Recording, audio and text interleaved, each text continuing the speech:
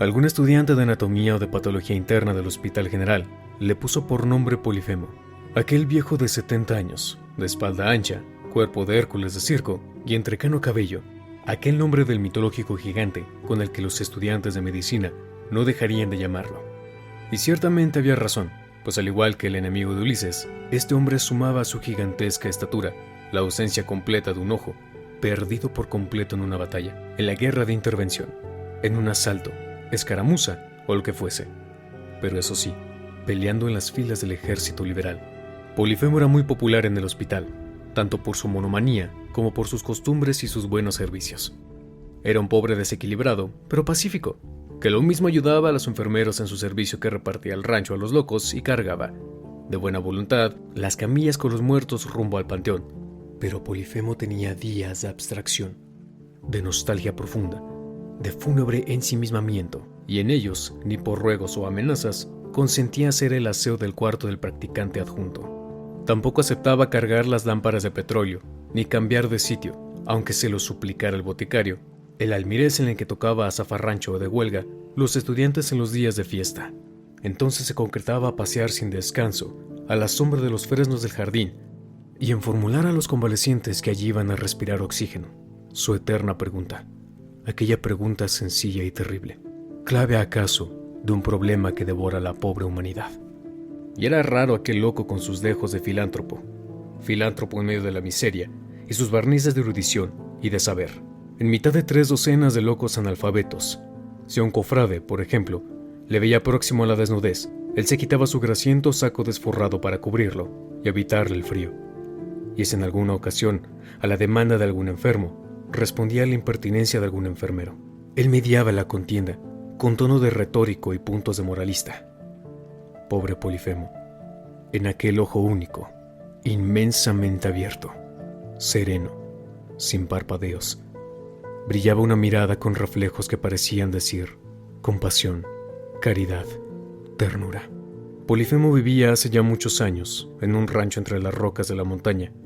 Ahí vivía ajeno a las desdichas y a los dolores. Amaba a su hijo casi hasta la adoración, un mocetón fuerte y simpático, según contaba, y a un nieto cuyo nacimiento estaba anunciado, cuando a las playas del Golfo llegó el ejército francés y la necesidad de la defensa nacional fue imperiosa. Se llevaron a su hijo, quien se convirtió en una víctima de la patria y héroe de guerra, mas no paró allí. A poco se necesitaron más soldados, más gente, muchos más hombres para defender el territorio y arrojar al invasor. Y cuando el derrotado pelotón de patriotas pasó por las puertas del Bóo pregonando el peligro de la madre patria y requiriendo el auxilio de la sangre de sus hijos para ella, el hombre no vaciló. Echó una mirada al interior del jacal en donde quedaban una mujer, madre joven y hermosa, un niño, ángel de inocencia. Terció al hombre del fusil y respondió: ¡Vamos! 2 o 3 encuentros con el enemigo, el padre sirviendo en la misma compañía que el hijo.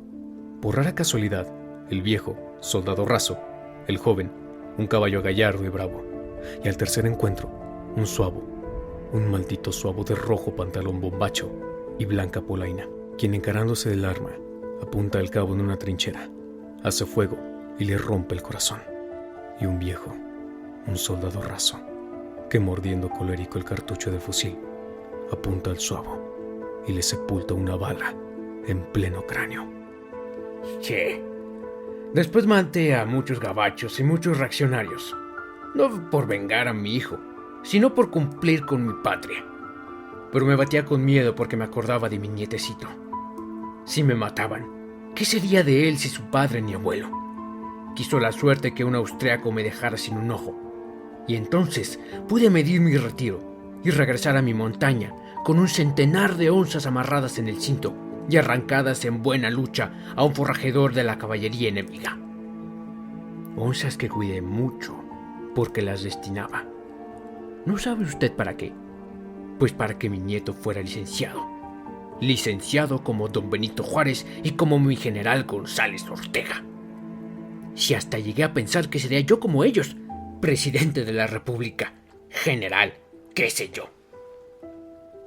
Cuando volví a mi rancho, me encontré con que mi nieto era un rollizo muchacho que andaba allá y tocaba el tambor en un pedazo de vasija de fierro. Me llamaba papá. y era el retrato vivo de mi hijo. Me vine al pueblo para que se educara, y fue a la escuela y aprendió a leer. Y en un 16 de septiembre dijo unos versos, y en la repartición de premios de la escuela, el jefe político le colgó al pecho una medalla y le regaló un duro nuevecito. ¿Y sabe usted a dónde se van las almas? ¿Sabe usted por dónde se sale el alma de los que mueren? Yo no le pregunto porque no creo en el alma. Sí creo. Pero quiero saber por dónde se va el alma, si tenemos alma, cuando morimos. Porque, si lo he sabido, no se me muere mi nietecito. Aquel, mi hijo, cayó de cara al sol, a plomo, rígido y sin quejarse. El balazo le partió el corazón y por acaso se escapó el alma en un borbotón de sangre, allí cálida. Pero porque ha de saber usted que mi nieto se enfermó, que yo corrí como un loco en búsqueda del viejo médico de mi batallón, amigo de campaña. El médico llegó y vio y me dijo: no tiene remedio, es un alma que se va. Y ha de saber usted que yo no me conformé con lo que aquel cruel, mi amigo, me dijo. ¿Cómo había de conformarme con que se muriera el cariño de mi alma, mi alegría de la vida, mi esperanza de la vejez? ¿Había acaso economizado mi sangre en los campos de batalla, egoísta con mi patria, para otra cosa más que para que mi nieto viviera? ¡Se me iba a morir! ¡Se iba aquella alma!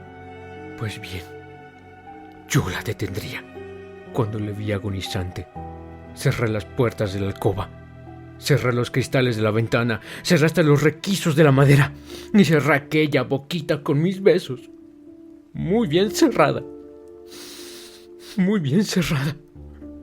A ver si podía irse aquella almita blanca. No, no saldría. Estaba presa. Y se fue. ¿Por dónde? ¿Cómo? Por eso me pregunto cómo se van las almas de los que se mueren. ¿En una mirada? ¿En un suspiro? Por eso dicen que estoy loco. Y yo me resigno a creerlo porque al fin y al cabo, fuera del hospital, nada tengo. Y nadie quiero y nada haría. Aquí estoy bien. Pobre Polifemo. Murió, y pude verlo en la plancha. Y así como cuando hizo narración de su ojo único y de la órbita hueca del otro, pude sorprender resbalando 2 lágrimas. Cuando lo vi sobre la plancha, me parecía sorprender en la singularidad mirada de aquella pupila clavada, insistente y tenaz al infinito, al azul, al firmamento, y en el rictus mortal de aquellos labios que parecían sonreír dulcemente, que aquel hombre que había penetrado por fin el problema de su pregunta y satisfecho, sabía ya cómo se van las almas de los que mueren.